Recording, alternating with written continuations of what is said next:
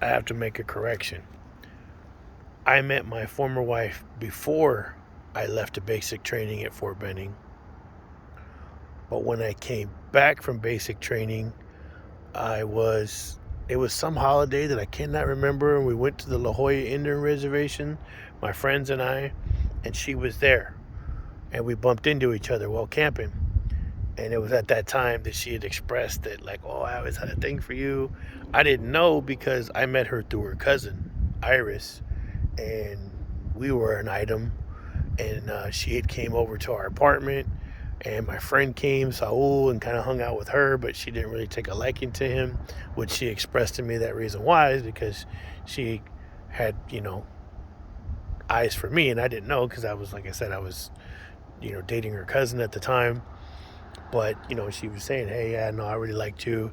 And it was interesting because my friend that night was like on her coattails, but she was just kind of just like pushing them off. But we kicked it, we hung out, and we kicked it all the way until like the morning, just chopping it up and scamming and whatever. Like, I had my rental car from coming home from basic training. And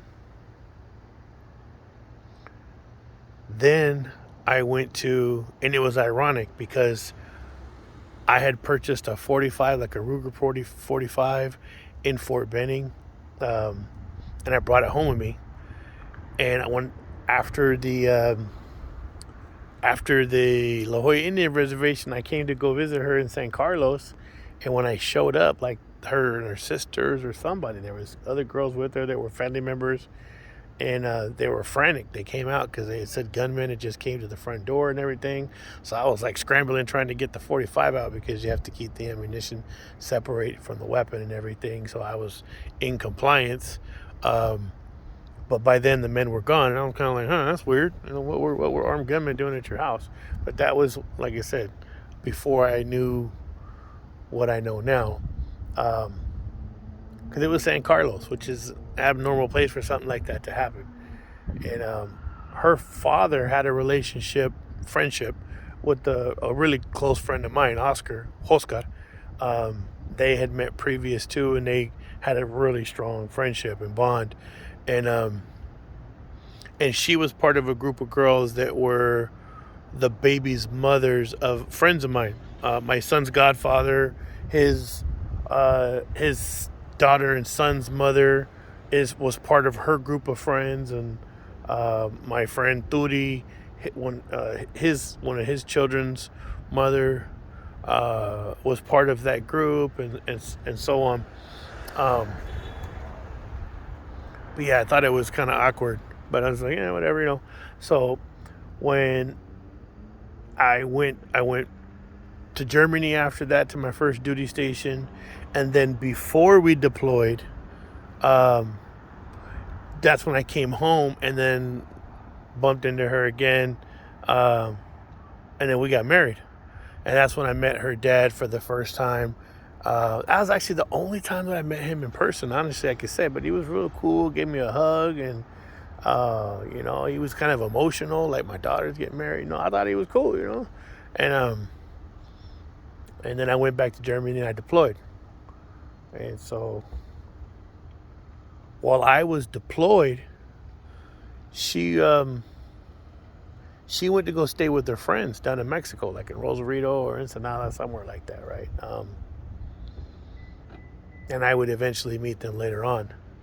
But came home from deployment, and then I flew her over to Germany, and we got to spend some time together and everything. But it was like, things was kind of already on the rocks because, that's a long time. You get married, and then like a week or two later, boom, you don't see your spouse for like 10 minutes to a year. That's a rough one. Yeah, So things weren't so hot, after that.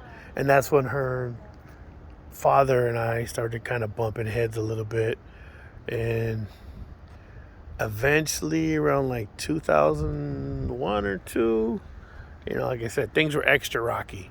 And like there was words exchanged between he and I, and he was kind of letting out more so of who he ran with and everything. At the time, I was like, I'll run with the U.S. Army. I'm 11 Bravo.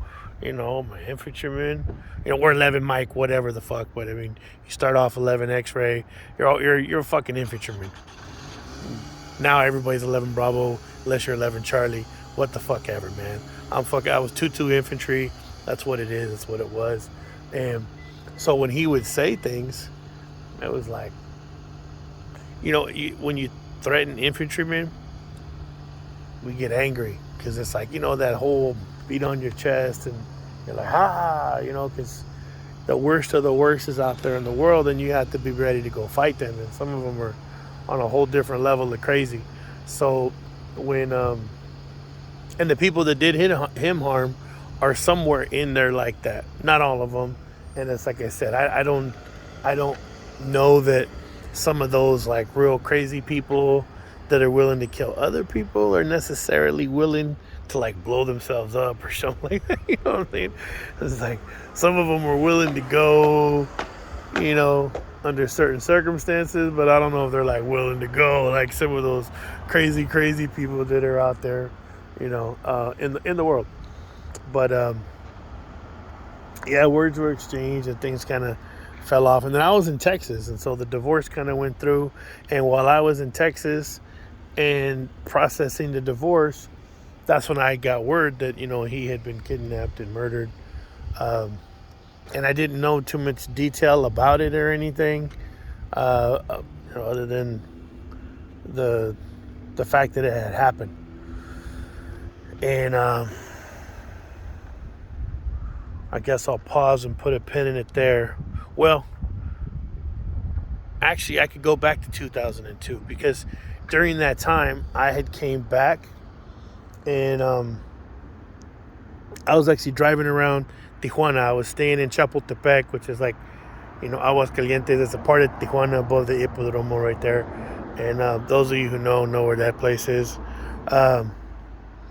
And we were driving around. I was driving around with a friend of mine. Like I said, some people that you just end up growing up with or going to school with or something somehow, maybe own a business, whatever. They just gravitate or somebody pulls them in or they know somebody else. They're going to school and next thing you know, they're wrapped up into something. But as I was driving around in Tijuana, I saw two people. One was a woman and one was a man. And they rolled up on the side because they knew my friend. And they looked at me and they're like, "Hey, you're Tap Money's husband, aren't you?" And I was like, "Yeah, who are you?" Oh, they're like, "Oh, I'm Tony. I'm just going to call her Lo.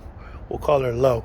This is Lo, and your wife, she stayed with us. She stayed at our pad and when you were deployed." And I was like, "Oh, okay, cool." So we all ended up starting hanging out, going to restaurants, Los Pinos, and having good food and yada, yada. And they really took a liking to me because they were like, "Man, this dude's cool." And they knew my friend. And, Lo didn't really so much like my friend because he kind of knew how he was, that he wasn't the most faithful person in the world, and that he was sought after by, various women. And she didn't want her husband around that. And it was interesting because her husband, he really wanted to be off into something. And she was the ticket, but she wanted nothing to do with that. I'll just be honest. A lot of people talk about David Barone, Popeye from Logan. That was his favorite niece, and that's all I'll say about that.